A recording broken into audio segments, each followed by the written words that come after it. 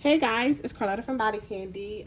Sorry about the camera view. I can't figure out how I had my camera set up so you can't see this, but I don't want it to hold us up. But today, I am going to be making some massage bars.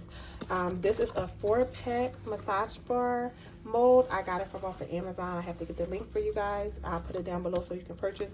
They are super fun. I don't know if I ever did. I don't think I've ever made a video doing a soap in this mold, but today I'm going to be doing it. Somebody ordered like 2 bars, so I get to, come on and show you guys how I make them. I use a Simply Serenity double butter glycerin soap base. That's this here. You can pick these up from Michael's. As you can see, that is. I've already cut the base down and I've already melted down my soap to save time. I've added my oils in, only a little bit because this is a double butter. Only thing I added a little bit more of is cocoa butter because I love that natural smell. So that's something that I definitely did add in. Also here I have some dried oats and milk powder that I crushed up and made into like a fine powder. You still have some debris of oatmeal flakes in there, but that's fine. It's kind of like an aesthetic look, but oatmeal is also really good for the skin. And I will be adding them inside of this mix here. And also we will be fragrancing this with oatmeal milk and honey fragrance oil from Country Lane, one of my favorite fragrances from them. And that's it, guys. So we're just going to get started. Let me go ahead and prepare. Hold on.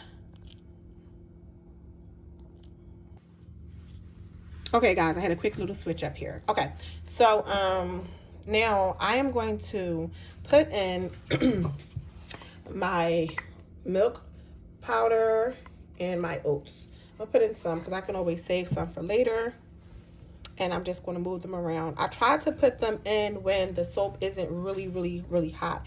It needs to be cooled down fairly before I actually add in my oats and any type of food particles or anything, truthfully, that you want to add to your soap. Like any additives that you want to add, you want to make sure that your soap is really cooled down to the touch. It's still warm, but not too hot.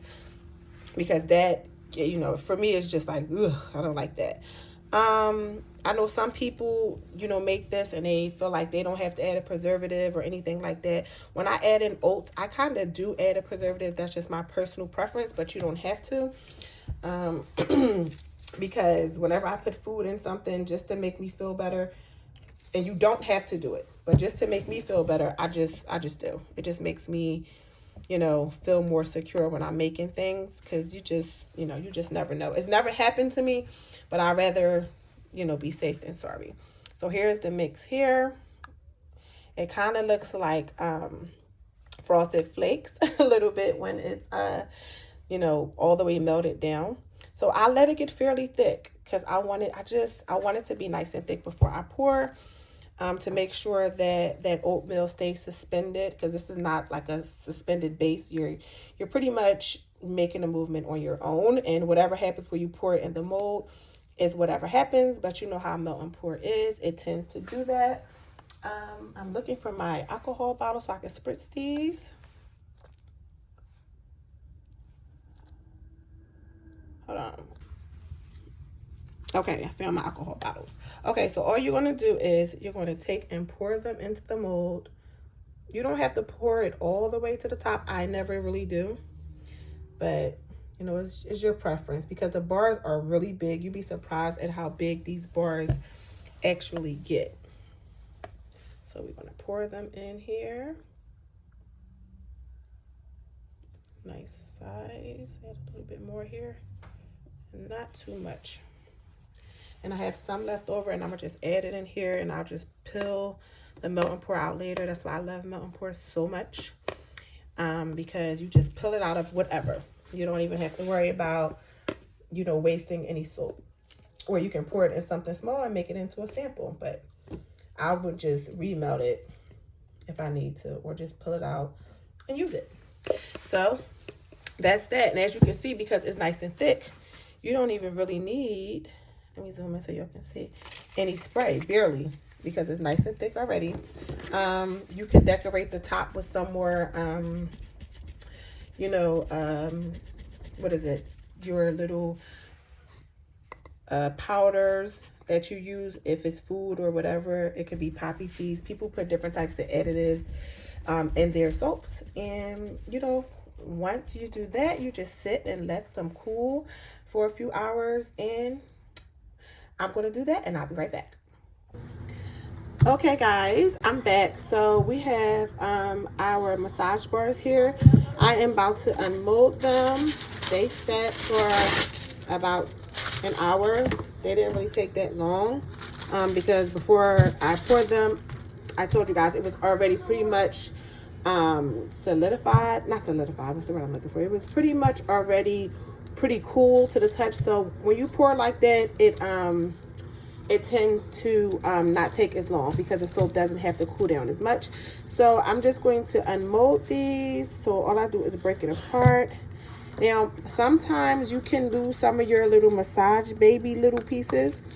They could get stuck in your cavity, and that's another reason why you have to be really precise about your pour. It has happened to me.